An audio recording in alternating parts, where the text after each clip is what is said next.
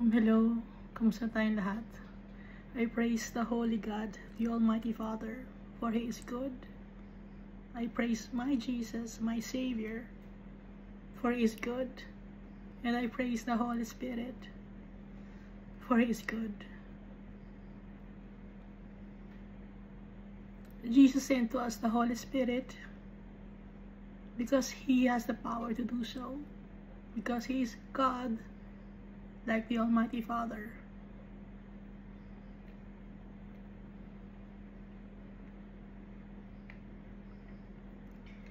Jesus did the hard work already. He was crucified on the cross. He died. And He was buried. And after 3 days, He rose again from the dead. And because of our Christ, our Savior, the only Redeemer, we will now have the chance to inherit the kingdom of God if we only believe in Jesus Christ.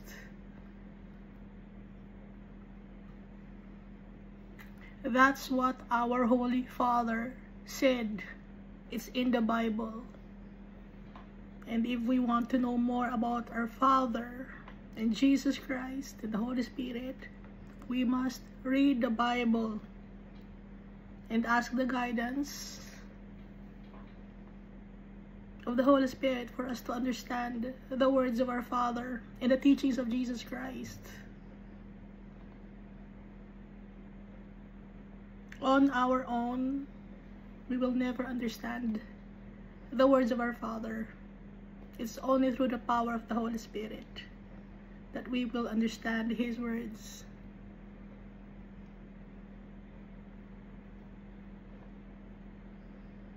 Si Almighty Father ang nagbibigay sa atin ng knowledge and wisdom and understanding.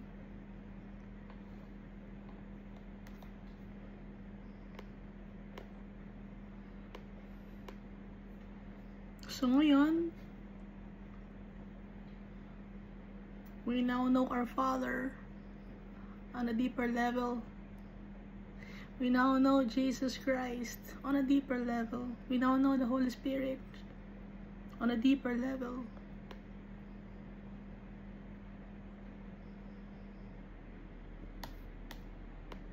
Our Father is powerful.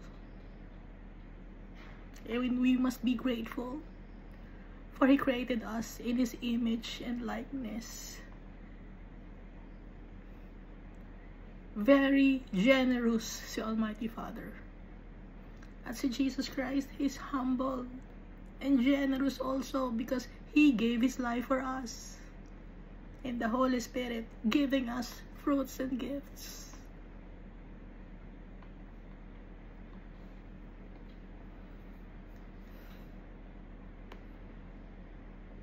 And every day, nare-replenish. They are new every morning, every day.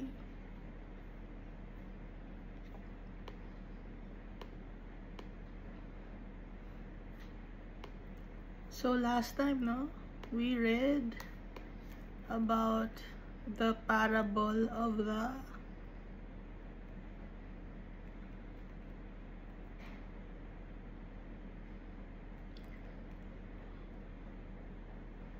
wise and foolish servants. Tsaka yung parable of the rich fool.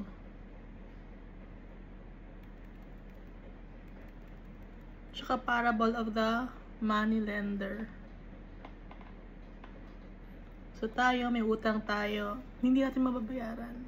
Yung mga kasalanan natin, hindi natin mababayaran sa pamamagitan ng ating mga gawa dahil sobra ang mga kasalanan natin. Never natin mababayaran.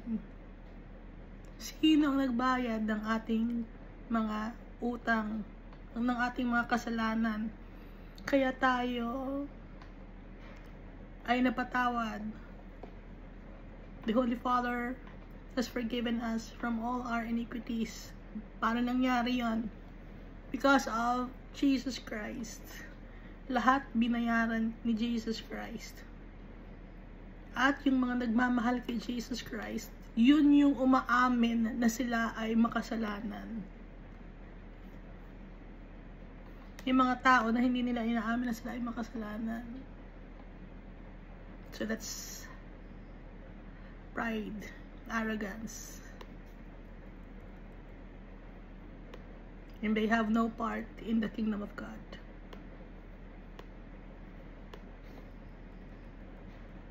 Dito naman sa parable of the rich fool, let's not store up treasures on earth, but store up treasures in heaven. Dahil hindi natin alam yung time natin dito sa mundo. We don't own anything.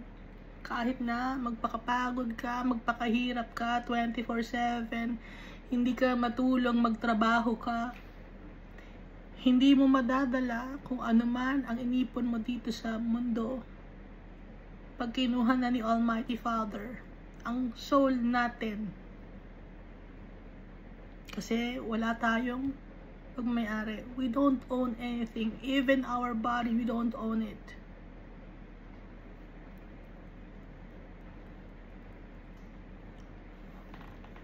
Hiniram lang natin. Pinahiram sa atin ni Almighty Father to give us chance to worship Him, to be grateful, to believe in Him, to have faith in Him, and to Jesus Christ and the Holy Spirit. Pinahiram sa atin so that we may store up treasures in heaven. Pero ang ginawa ng mga tao is storing up treasures on earth. Foolish decision. Akala ng mga tao dahil sila ay doktor or magaling sila sa business, wais. May mga tao sabi, wais ako.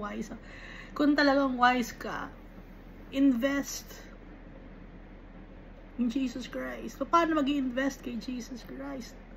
Seek God. Know the Bible. Trust in Jesus.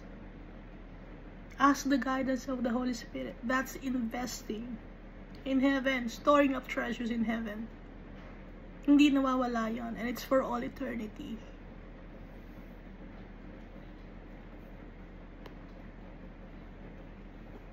May mga tao na kailangan mag-invest ka sa sarili mo. Kailangan mag-aral ka ng ganito. I-invest mo yung time and effort mo para in the long run, yayaman ka, kikilalanin ka, magiging powerful ka. But at the end of the day, saan ka mapupunta? Saan napupunta yung mga tao? Marami tayong nakikita, di ba? Paulit-ulit na lang. Every day. Mga famous people, asa na sila ngayon? Yung mga nabuhay ng mga 1700s, 1800s, 1900s, sikat na sikat sila. Meron pa silang mga title sa kanilang mga pangalan, pero asa na sila ngayon? Nandun sila ngayon. Yung iba nasa kapirasong lupa. Yung iba, ikinalat sa dagat. Yung abo. So, wala, no? Wala tayong maipagmamalaki. Kung may maipagmamalaki man tayo, yun ang pagmamalaki natin, yung pagmamahal ni Almighty Father sa atin. Yung ibinigay ni Jesus Christ, ang buhay niya sa atin. At ang Holy Spirit na nagko-comfort sa atin, yun ang ipagmamalaki natin.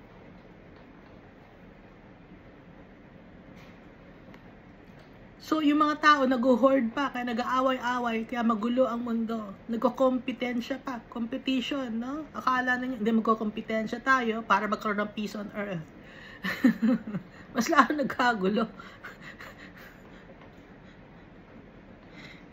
Hindi, pinopromote natin yan to unite the people of the world. Iba-ibang mga lahi. Example, mga beauty queen, magsasama-sama yung mga yan to unite the people of the earth. Iba-ibang race, iba-ibang mga language, meron sila. Ngayon, ilalagay natin sila sa isang contest, competition. So, nag-aaway-away ngayon, ha? So, meron bang peace? Wala. hypocrisy, perversion. Ang gusto ni Almighty Father, magtutulungan tayo, nagmamahalan. Yun ang tunay na makakapag bigay ng peace. Yung pagmamahal sa kapwa-tao. Hindi magpapagalingan. Yun, doon ka magkakaroon ng tunay na peace. Dito naman sa parable of the wise and foolish servants. Aantayin natin yung time na babalik si Jesus Christ.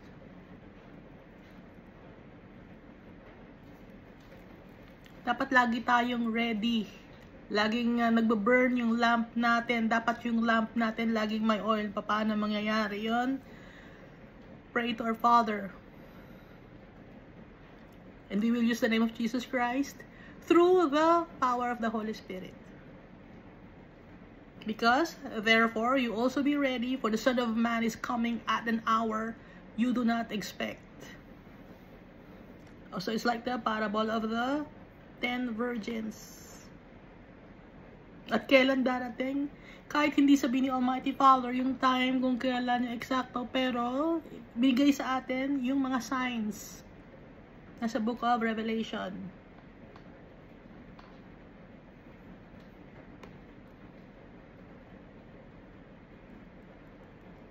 So, ikaw ay isang wise and faithful steward or servant. Kung lagi kang nag-aantay, i-check mo kailan ang dating ni Jesus. I-check mo yung sign of times.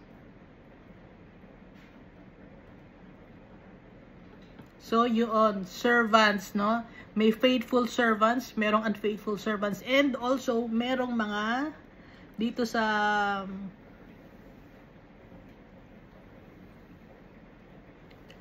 last verse, no? But he who did not know, yet committed things deserving of stripes, shall be beaten with few, but everyone to whom much is given, from him much will be required, and to whom much will be, or much has been committed, of him they will ask the more. Mas malaki ang responsibility ng mga tao na alam na nila yung truth, pero hindi nila sinusunod si Almighty Father tsaka si Jesus Christ. Therefore, much has been committed, of him they will ask the more. Mas malaki ang kaparusahan sa kanila kumpara sa mga unbelievers. Bakit? Yung mga unbelievers kasi, no? Ano na sila sa impyerno, hindi nila alam, unaware sila kung anong nangyayari, ba't sila nasa impyerno. Pero yung mga believers, alam nila kung bakit sila nasa impyerno, at nagsisisi sila, remorseful sila, pero wala nang chance to be forgiven pag ang soul ay nasa impyerno na. Kaya now pa lang, binigay sa atin ang Bible ni Almighty Father. Tinuruan tayo ni Jesus Christ through the power of the Holy Spirit. Ibinigay na sa atin lahat ng mga tools to utilize. Ibinigay na lahat sa atin yung treasure, old and new. Ano na lang ang gagawin natin?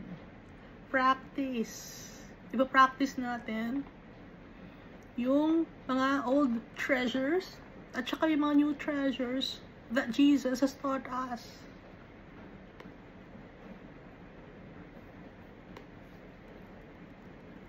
So, dito tayo sa parable of the unfruitful fig tree. So, binanggit na fig tree dahil ito ay maraming fig tree. Nung time nung kay Jesus Christ, ito ang naiintindihan ng mga tao, yung mga bagay na binabanggit ni Jesus Christ as a metaphor. Yun ang mga available sa mga tao noon at up to now, available na naiintindihan natin. So, yung parable of the unfruitful fig tree, Luke chapter 13 verses 6 to 9. He also spoke this parable. A certain man had a fig tree planted in his vineyard. And he came seeking fruit on it and found none. Merong isang lalaki, meron siyang fig tree na nakatanim sa kanyang garden or sa kanyang vineyard. At naghahanap siya ng fruit. Ba't walang fruit yung fig tree ko? Matagal lang nakatanim ang fig tree ko. Kailangan meron na siyang fruit. Pero, and found none. Wala siyang makitang fruit. Kailangan may fruit na to. Matanda na tong fig tree na to. Wala bang nangyayari sa fig tree na to? Bakit ganon? Hindi natin magagamit tong fig tree na to. Nagte-take up lang ng space. Pampasikip lang ng mundo. Pampasikip lang ng vineyard. No? Verse 7, Then he said to the keeper of his vineyard, Look, sabi ng may-ari, Look, for 3 years I have come seeking fruit on this fig tree. So may time frame. 3 years na akong nag-aantay na magkaroon ng fruit itong fig tree. And find none. Sabi ng may-ari, cut it down. Putulin mo na kasi wala tayong makukuhang prutas. Ano to? Pampasikip lang ng ating garden or vineyard or mas may tanim pa tayong iba, di ba? So putulin na natin. Wala rin naman tayo makukuhang yield or crop or fruit. Cut it down. Why does it use up the ground? Sayang ang lupa. So, ano ang hinahanap ng certain man dito? Ang hinahanap niya, fruit. Anong fruit yon? Kung ibabase natin sa tao. Fruits of the Holy Spirit. Itong puno na to, itong fig tree na to, itong tao na to. Nabubuhay siya sa mundo. Pero wala siyang fruit. Hindi siya nagmamahal sa kapwa-tao. Wala siyang joy, wala siyang peace. Hindi siya matiisin. Hindi siya kind, hindi siya gentle. Hindi siya good. Hindi siya faithful. At wala siyang self-control. Putulin na natin itong puno na to. Tanggalin na natin itong tao na to sa mundo. Sayang lang ang oxygen.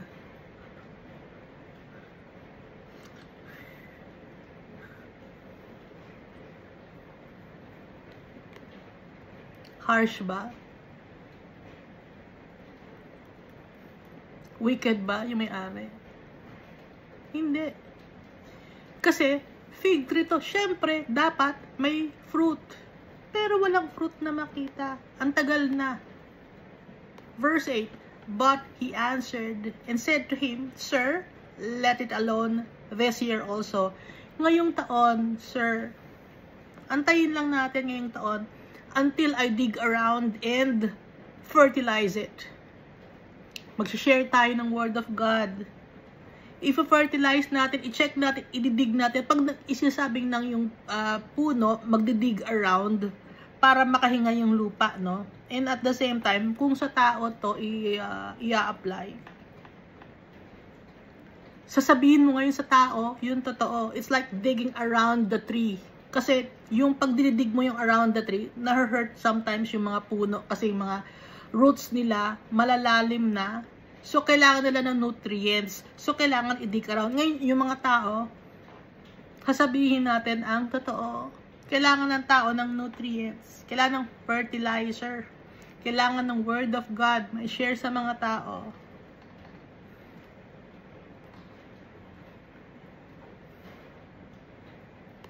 And if it bears fruit, well, but if not, that after that, you can cut it down. Naintindihan natin? After mag-dig around the tree at ma-fertilize, after i-share ang Word of God, magkaroon ng Holy Spirit sila sa heart nila, makilala nila si Jesus Christ, magbe-bear na sila ng fruit. But if not, after that, you can cut it down. Kung walang tayong makukuhang fruit, kung hindi siya susunod sa mga warnings of the Almighty Father and the teachings of Jesus Christ, walang kwenta, worthless, cut it down. unprofitable. Sayang. Tayo ba ay isang unfruitful fig tree? Meron ba tayong love, joy, peace, forbearance, kindness, gentleness, faithfulness, goodness,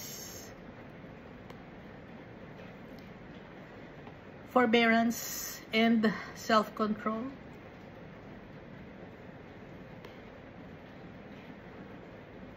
Nasa sa atin ba? Sa heart natin? Ang Holy Spirit, si Jesus Christ, at si Almighty Father. Kung nasa sa heart natin si Almighty Father, mahal natin si Jesus Christ, nasa sa atin ang Holy Spirit, then we are valuable. Importante tayo kay Almighty Father. Ngayon, kung wala sa atin si Jesus Christ, si Almighty Father at ang Holy Spirit, worthless tayo. Worthless. Walang kwenta. Mabuti pang putulin na lang. Itapon sa eternal damnation.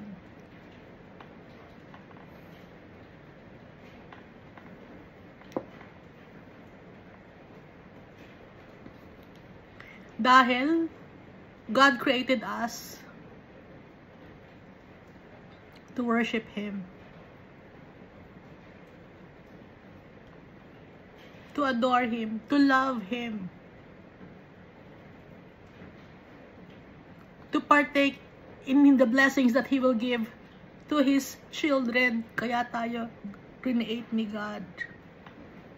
Ngayon, kung hindi tayo makakasali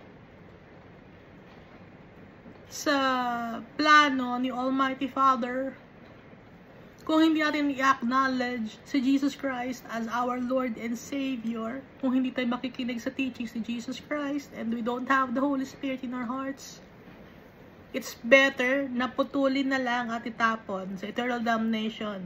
Mapupunta ang soul ng tao na yon, ang kaluluwa, kasama ng mga demons and fallen angels.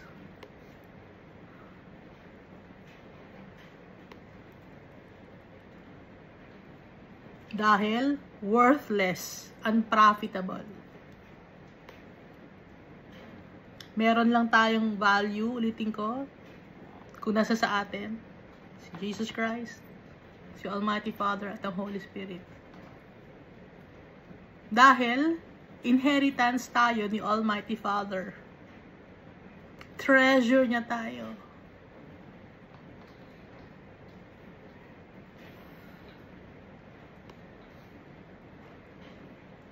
So, dito tayo sa the parable of the master and the servant.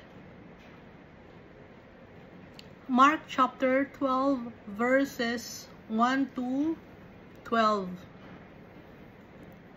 And then he began to speak to them in parables. So, si Jesus lahat nagsasalita nito, ha? Kasi parables to. Si Jesus Christ lahat nagkukwento. A man planted a vineyard and set a hedge around it, dug a place for the wine vat, and built a tower, and he leased it to the vine dresser. So, it's like the parable of the vine dressers, sa book of Matthew, no? And went into a far country. Now at vintage time, he sent a servant to the vine dressers, that he might receive some of the fruit of the vineyard from the vine dressers. And they took him and beat him and sent him away empty-handed. Ang servant na to na binugbog nila, prophet. Sino yung mga vine dressers? The wicked people, the people of this world. Dahil pinahiram lang sa atin itong mundo na to. Kaya tayo nandito sa mundo na to. Meron lang tayong certain na time to spend in this world. Again, he sent them another servant. So, maraming mga prophets, pinapadala si Almighty Father. May mga apostles, disciples, no? And at him, they threw stones, wounded him in the head, and sent him away, shamefully treated. So, lahat ng mga prophets na pinapadala ni Almighty Father, inaaway ng mga tao. Bakit? Because the people are wicked. They don't want to change their ways. They are selfish. They don't want to acknowledge the Holy God. They don't want to believe in Jesus Christ. They don't have the Holy Spirit in them. Their hearts are evil. Verse 5, and again he sent another, and him they killed, and many others, beating some and killing some. Like John the Baptist, pinutulan ng ulo, diba? Si Stephen, disciple siya, binato, no? Binato siya hanggang mamatay siya.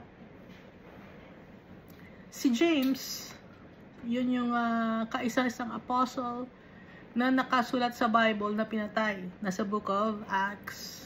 Kapatid siya ni John the Evangelist or John the Beloved or John na nagsulat ng Book of Revelation. So, si James, na kapatid ni John the Beloved, siya yung unang namatay na apostle. Pinatay siya. Ngayon, yung kapatid naman niya na si John the Evangelist or John the Beloved, siya naman yung pinakahuli na namatay. He died at Patmos. Mag-isa lang siya ron. Namatay siya. So, lahat ng mga prophets namatay.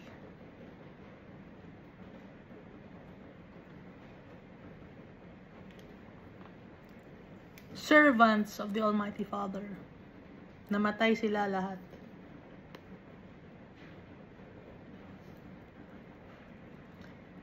Therefore, tuloy natin no, verse 6, therefore, still having one son, his beloved, he also sent him to them last, saying, they will respect my son. So ito, si Jesus, alam niya. Kasi binabanggit niya itong parable, so alam na niya yung mangyayari sa kanya. Napaka-painful, no? Nang alam ni Jesus ang mangyayari sa kanya, and yet, he's still loving the people. Ina-explain pa niya sa mga tao, pero alam na niya yung mangyayari sa kanya na may kasama niya si Judas, no? Si Judas Iscariot, kasama niya, alam niya na yun na magbe-betray sa kanya, pero hindi niya tinatrato na iba, kundi mahal pa rin niya. Kung tayo yon, no? Ay, ito, magtatraidor sa akin eh. Paalisin ko na to. Tatraidor rin ako ito, alam ko na to. Pero si Jesus, hindi, alam niya, pero hindi siya nagagalit.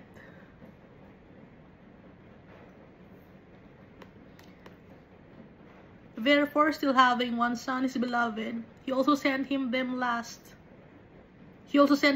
them last, saying, they will respect my son. But those vine dressers said among themselves, this is the heir, come, let us kill him, and the inheritance will be ours.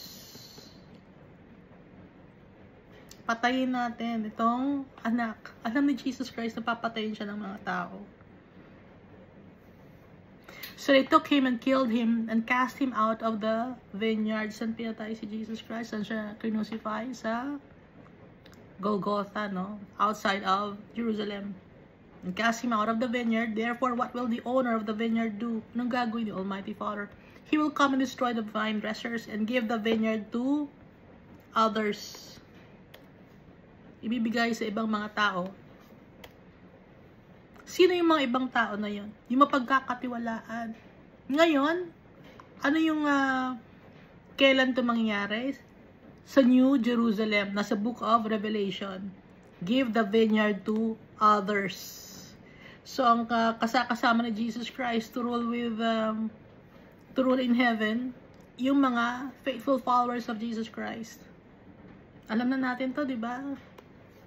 Verse 10, have you not read, or have you not even read this scripture? The stone which the builders rejected has become the chief cornerstone. Mas naging powerful si Jesus Christ nung ni-reject siya ng mga tao. Because Death has no sting anymore. Nabuhay si Jesus Christ. After 3 days. At itinaas ni Almighty Father ang name ni Jesus Christ above all names. Kaya, He became the chief cornerstone. This was the Lord's doing. And it is marvelous in our eyes. Nakalagay rin to sa Psalms 118 verses 23 to 25. This was the Lord's doing. It is marvelous in our eyes. This is the day the Lord has made. We will rejoice and be glad in it. Save now, I pray, O Lord. O Lord, I pray, send now prosperity.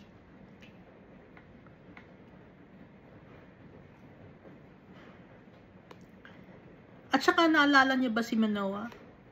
Yung magulang ni Samson. So Judges chapter 13 verse 17.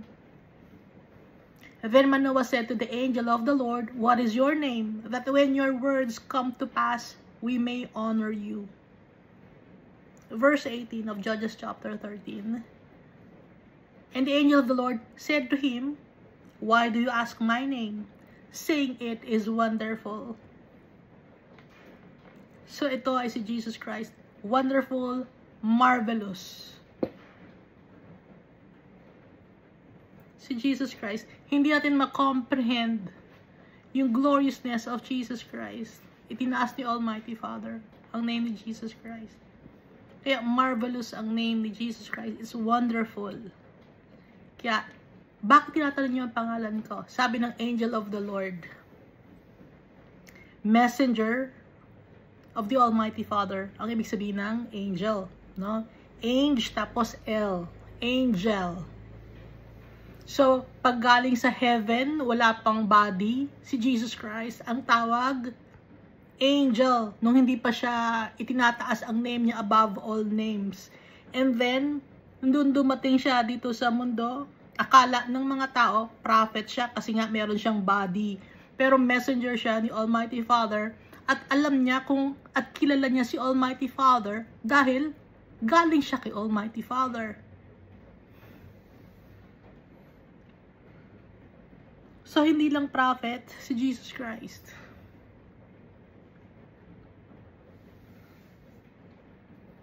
Hindi lang siya basta angel of the Lord. He is also the commander of the army of the Holy God. Nabasa natin sa book of Joshua.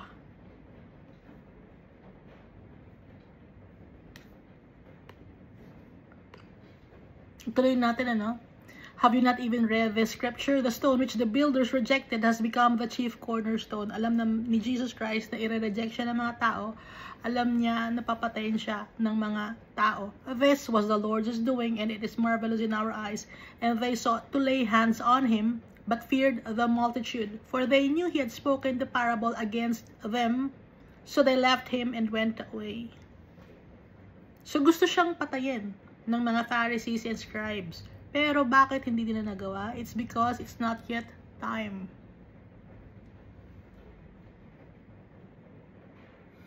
Kailan yung time na pinatay si Jesus Christ? Nung time na binuhay niya si Lazarus. Kaya siya umiyak. Kaya Jesus wept. It's because siya na yung kapalit ni Lazarus. Na binuhay niya si Lazarus. And then, doon na na-finalize ng mga Pharisees. At saka ng chief priests. At saka ng mga scribes. Doon na sila nag-connive. Napatayin si Jesus Christ. Kaya umiyak si Jesus Christ. Not because namatay si Lazarus, no? Niliwanag lang natin yon na kaya umiyak si Jesus Christ. Dahil may iwan na niya yung kanyang mga friends, yung mga apostles, yung disciples, yung napamahala sa kanya. At alam niya na yung cup na iinumin niya, mag-start na ron, mag-start na ron yung kanyang sufferings. But now, Jesus sits at the right hand of our Father.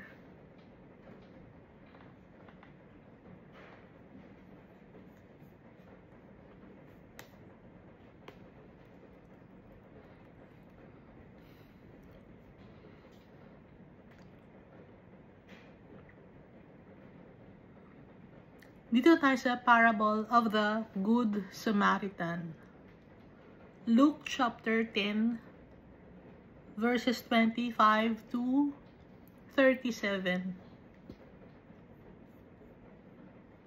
Yung Samaritan, tao siya, no? Mga group of people, pero sila ay nakatira sa Samaria. Yung Samaria, under siya ng tribe of Ephraim nung hindi pa sila nung hindi pa sinakop ni Nebuchadnezzar yung Israel at Judah.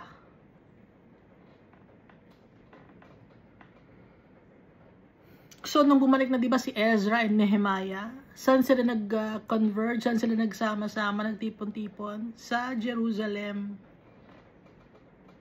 Kaya yung Jerusalem, yun yung naging capital.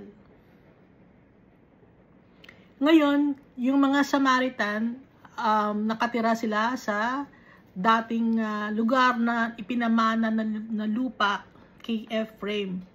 Pero, merong naging Samaritan sila or iba ang tingin sa kanila ng mga Jew dahil hindi sila pure na lahi itong mga Samaritans. Kasi may lahi sila ng mga Canaanites.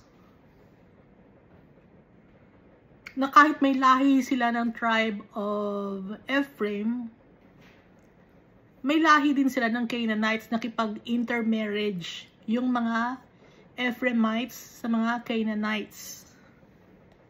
Kaiba ang trato ng mga Jew sa mga Samaritan. Naintindihan natin? Sino mag-uusap?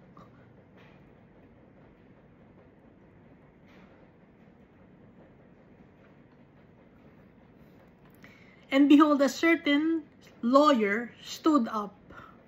Pag sasabing lawyer, scribe, or expert in the law.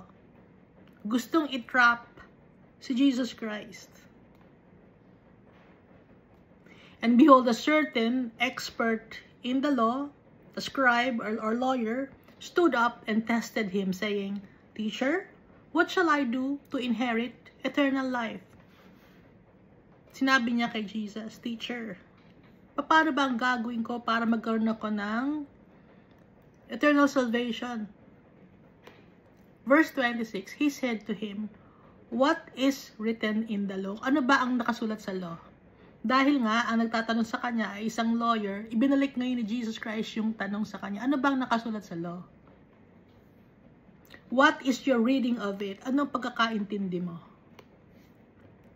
So sabi ng lawyer or ng scribe, or ng expert sa law. So he answered and said, you shall love the Lord your God with all your heart, with all your soul, with all your strength, and with all your mind, and your neighbor as yourself. So nakalagay yun sa Deuteronomy chapter 6 verse 5 at Leviticus chapter 19 verse 18. At turo din ni Jesus Christ to. Sa Matthew chapter 22 verses 36 to 40. Teacher, which is the great commandment in the law? Jesus said to him, you shall love the Lord your God with all your heart, with all your soul, and with all your mind. This is the first and great commandment. Bakit first and great commandment? Yung mahalin si Almighty Father. Dahil pag minahal natin si Almighty Father, kaya na natin mahalin ang kapwa-tao natin. Kaya na natin gumawa ng goodness, and graciousness, and righteousness. And the second is like it. You shall love your neighbor as yourself. Mahalin mo yung kapwa-tao mo. Yung kapitbahay mo, gaya mo ng pagmamahal sa sarili mo. On these two commandments hang all the law and the prophets. Diba, 10 commandments na binigay kay Moses? Ngayon, summary ng 10 commandments ang ibinigay ni Jesus Christ. So, doon nakabase, pagmamahal kay Almighty Father, pagmahal natin si Almighty Father, wala tayong idolatry. Hindi tayo sasamba ng mga puno, semento, kahoy, mga animals. Nagse-celebrate kayo ng mga ng mga pampaswerte. Hindi ganon, no? Ayaw ni Almighty Father nun. Pag nagse-celebrate kayo nun. Kahit ba sabihin mong Christian ka, hindi baka sakali ano, hindi naman ako masasaktan hindi ka nasasaktan, pero yung kaluluwa mo masasaktan. Nasasaktan si Almighty Father kasi hindi ka nagtitiwala sa Kanya. Hindi, wala namang masama kung gawin ko yun, di ba? Sa tingin ninyo, walang masama. Yung faith mo, yung pananampalataya mo kay Almighty Father, hindi sa Kanya naka-anchor. Kundi nakabase pa rin sa mundo na to yung faith mo. Kasi ganun ang reason ng mga tao eh. Christian ako pero nagsiselebrate kami ng New Year with a dragon. Alam natin na yung dragon, symbol yun ni Satan. Lumaki yung ahas, naging dragon. Sila celebrate ninyo. Pampaswerte kasi gusto niya ng kayamanan dito sa mundo na to. O, mali kayo. Dahil yung mga kayamanan dito sa mundo na to, dahil doon, sa impyerno ang punta nyo. Kahit pa sabihin mong Christian ka, kung nagsiselebrate ka ng ganong mga bagay.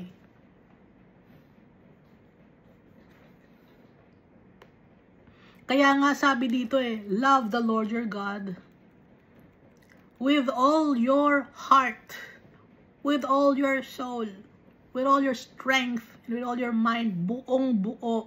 Hindi ka pwedeng magtira ng kahit nakatiting na pagtitiwala sa mga bagay dito sa mundo at sasambahin mo or paniniwalaan mo. Hindi, meron ako ditong sasabihin mo, no? Hindi, pampaswerte ito, wala namang masama. Nasa wallet ko lang naman, maliit lang naman to. Kahit maliit yun, yun ang magiging dahilan kung bakit ka mapupunta ng impyerno. At saka ibig sabihin nun, selfish ka, greedy ka, kasi gusto mo ikaw lang sa swerte. Ha? Ikaw lang yayaman. So, hindi mo mahal ang kapitbahay mo. Ha? Ay, bakit hindi mahal ko yung kapitbahay ko Pag sinasabing neighbor, akala ninyo kapitbahay, no? Hindi lang kapitbahay ito ng katabi ng bahay mo. Or lumipat ka ng kabilang bahay, minahal mo yung ibang tao sa kapitbahay. Hindi lang ganon. Dahil ang neighbor, asan ba tayo nakatira? Nandito tayo sa mundo. So, sino ang mga neighbor natin? Lahat ng mga taong nami-meet natin, neighbor natin. Dahil iisa lang tayo ng lugar kung saan tayo nakatira. Ha? Naintindihan na natin? Yung neighbor? Baka kasi isipin ninyo, yung kapitbahay ko, ang minahal ko. Pero yung taga-malayong lugar, hindi ko na mamahalin yun. Hindi ko naman neighbor yun Kaya neighbor, kasi nga nasa mundo tayo. Dito tayo sa mundo. Kahit sa ibang bansa, neighbor pa rin ang tawag doon.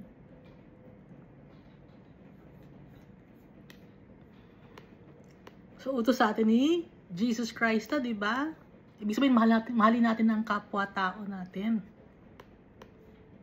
So, alam ng lawyer, or ng scribes, or ng expert of the law, no? Ituloy natin. Verse 28, and he said to him, you have answered rightly. Tama ang sagot mo. Do this, and you will live. Gawin mo to, or gawin mo yung mga sinabi mo, at ikaw ay mabubuhay, magkakaroon ka ng eternal life.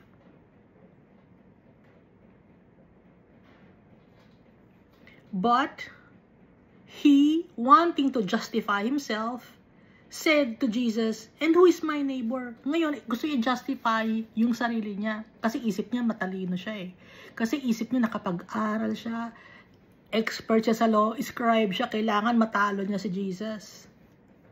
Pride, arrogant, boastful. Yun ang gusto niya, makipag-debate.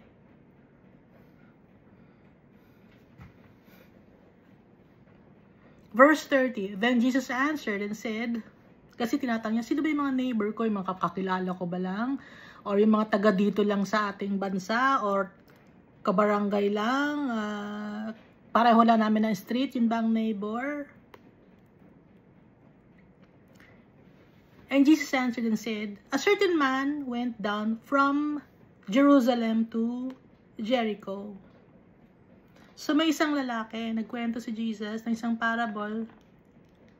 May isang lalaki na nagka-travel from Jerusalem. Galing siya ng Jerusalem, meaning siya ay isang Jew. At papunta siya sa Jericho. So kung ang travel time from Jerusalem to Jericho, kung by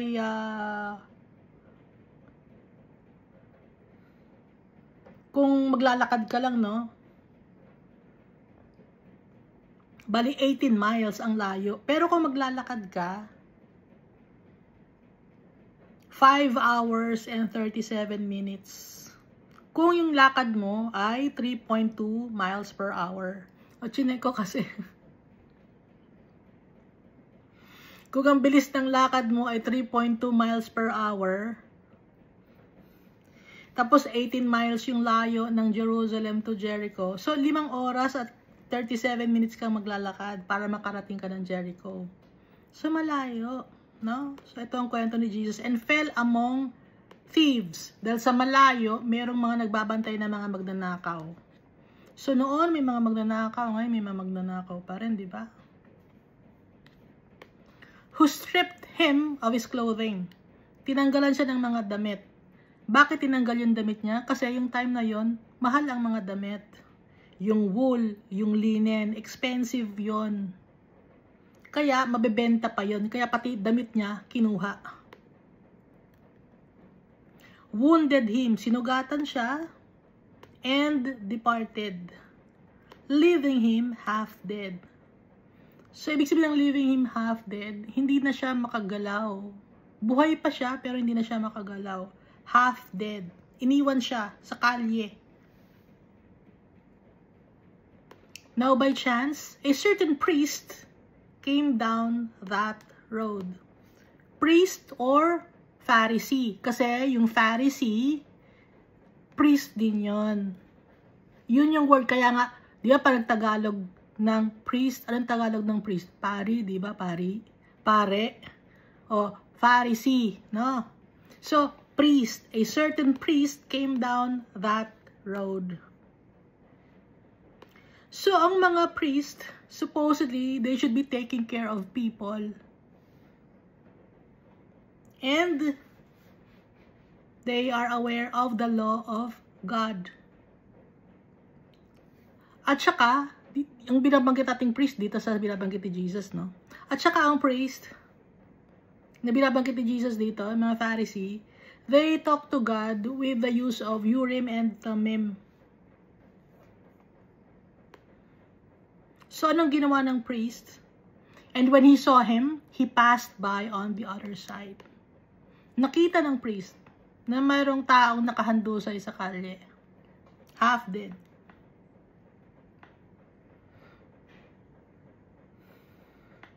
So, he passed by on the other side, meaning he turned a blind eye. Parang wala siyang nakita. Ay, hindi ako dadaan dito. May nakahigang gano'n. Hindi ako dadaan dito.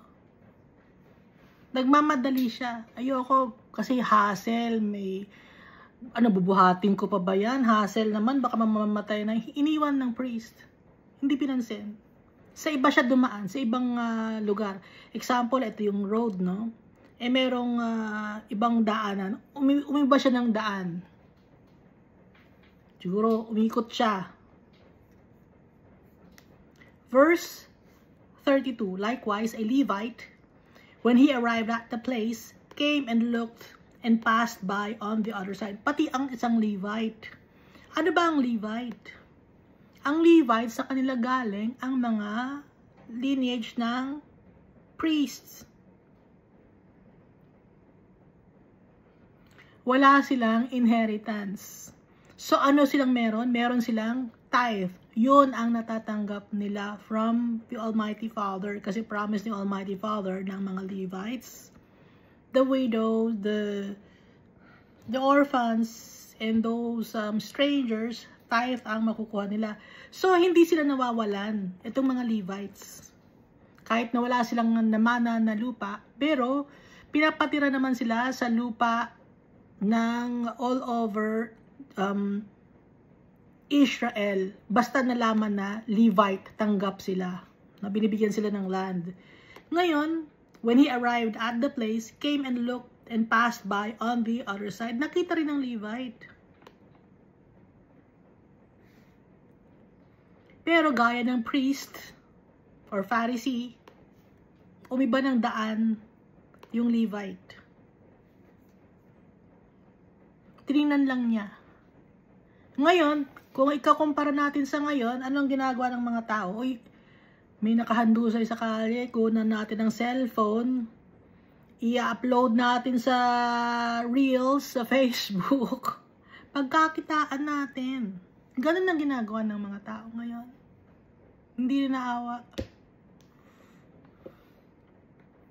I-upload natin to, maraming views to, makakakuha tayo ng maraming pera. Pag in-upload natin, may binugbog sa kalye, may awayan, may sigawan, merong saksakan, may mga dugo, i-upload natin. Ganun ang ginagawa ng mga tao.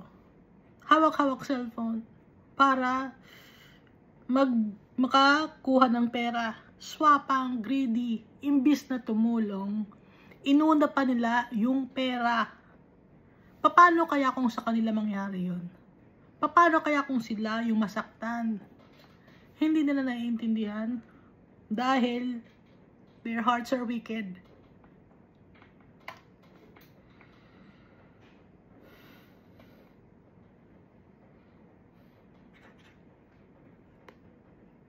Gaya ng binabanggit ni Jesus Christ dito, hindi tinulungan ng Pharisee or ng priest, ng Levite, yung tao na half-dead sa kalye.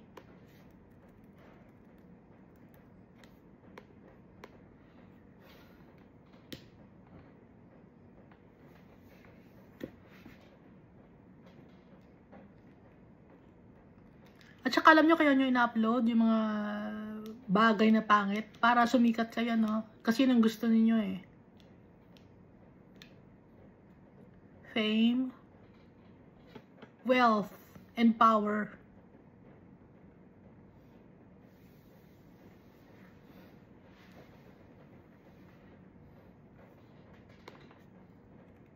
At sinasabi niya, Christian pa kayo, no?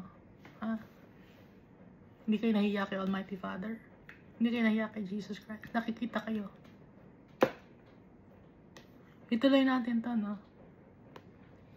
But a certain Samaritan, as he journeyed, came where he was. And when he saw him, he had compassion. Itong Samaritan, hindi siya pure-blooded, gaya ng banggit ko dito kanina. Mixed siya. May lahi siyang Canaanite. At saka itong mga Samaritans, hindi sila nagpupunta ng Jerusalem to worship God. Sa Mount Gerizim sila. Kasi hindi sila pwede sa Jerusalem. Dahil iba ang tingin sa kanila ng mga tao, madumi sila.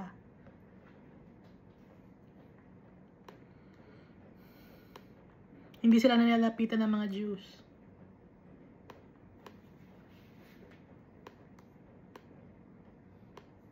But a certain Samaritan,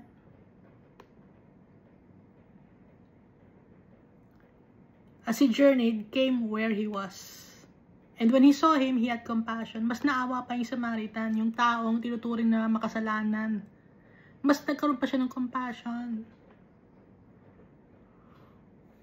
Kumpara sa Levite, kumpara sa priest or Pharisee.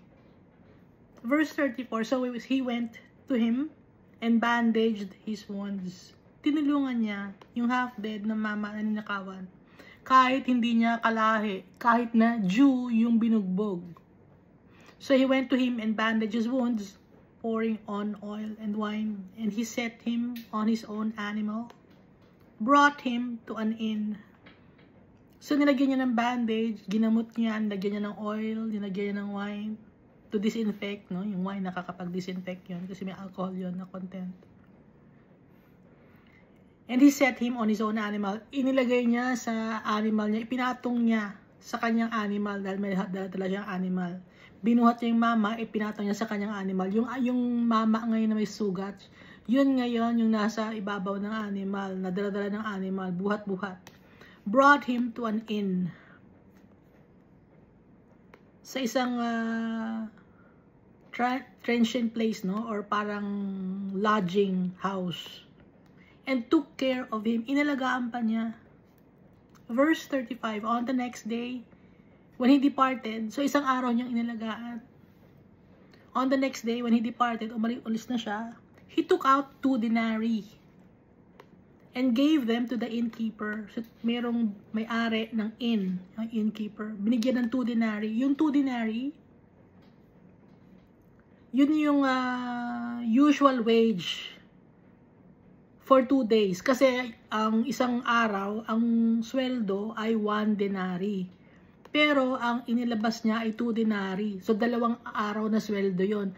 Pero ibinigay niya sa innkeeper para alagaan yung may sugat, and said to him, take care of him, and whatever more you spend, when I come again, I will repay you. Gamutin mo siya, alagaan mo siya, at kung meron pang nag-exceed pa yung gastos mo, babayaran ko pa rin, babalik ulit ako. Ako ang magbabayad sa'yo. So which of these 3 do you think was neighbor? So sa tingin nyo, sino yung neighbor? Sa 3 na yon, yung priest ba, yung Levite ba, or yung Samaritan?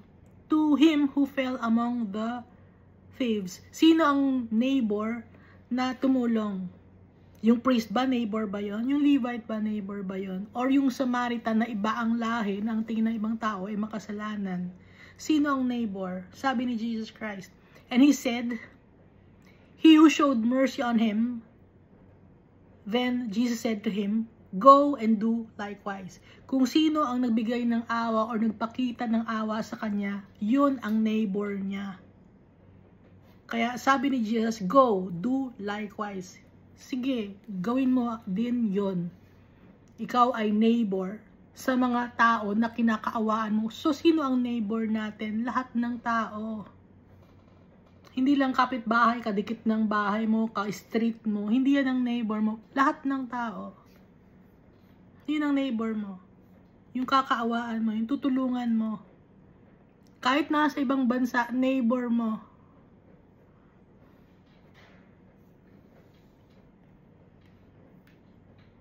Walang binabanggit na planeta sa Bible. Walang binabanggit na planeta sa Bible.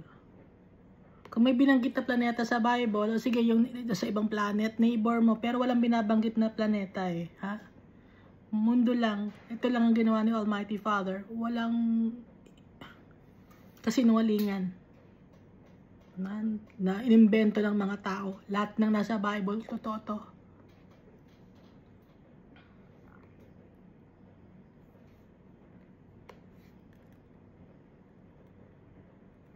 So, sino yung neighbor natin?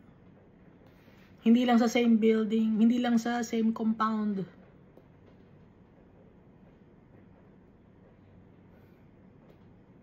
Dahil tayong lahat, neighbor tayo. Nasa isang mundo tayo, kinalalagyan natin.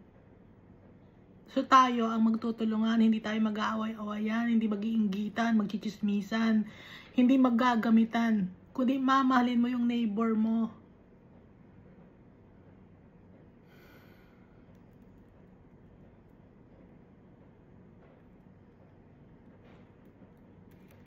Yun ang turo sa atin ni Almighty Father. Magiging maawain tayo sa kapwa-tao natin. Kahit pa wicked. Gaya ng ginawa ni Jesus Christ. Wicked. Yung mga tao, hindi siya pinagtanggol ng mga tao. Si Judas, trinaydor siya. Yung mga pinakain ni Jesus Christ na 5,000 men, excluding the number of children and women, asa na yun? At saka yung the feeding of the 3,000 men, excluding women and children, asa na yun? Wala, hindi lang nagtanggol kay Jesus Christ.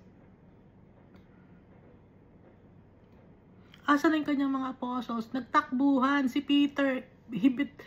Peter betrayed Jesus. Hindi lang si Judas. Lahat iniwan si Jesus. Pero, kinoconsider ni Jesus ang neighbor lahat ng mga tao. Mahal niya lahat ng mga tao. Kahit na yung nagpako sa kanya sa cross, yung mga Roman soldiers, Father, forgive them for they do not know what they are doing. So tayo, gagayahin natin si Jesus Christ. Napakasakit, diba? It's very painful. Tatanggapin natin yung mga tao nang chichismis sa atin, yung nagmamalayan sa atin, yung nang-aapi sa atin, yung nagpa-persecute sa atin. Ipapakita pa rin natin na mahal natin sila because our Father is in our hearts. Jesus Christ has taught us to love our brethren, to love our neighbor. And we have the Holy Spirit giving us love, joy, peace, forbearance, kindness, gentleness, goodness, faithfulness, and forbearance and self-control, gentleness, no?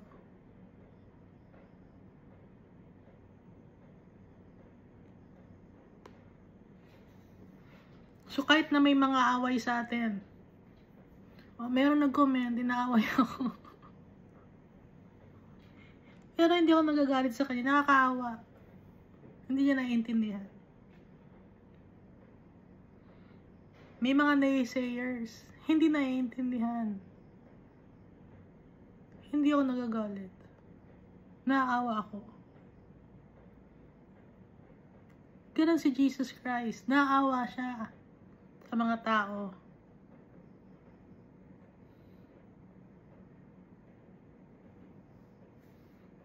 Dahil nasa sa atin, si Almighty Father ang magtatanggol sa atin. Our Father, our Jesus Christ, and the Holy Spirit will vindicate us, will avenge for us everything we must give to our Father. Thank you, and God loves us all so much.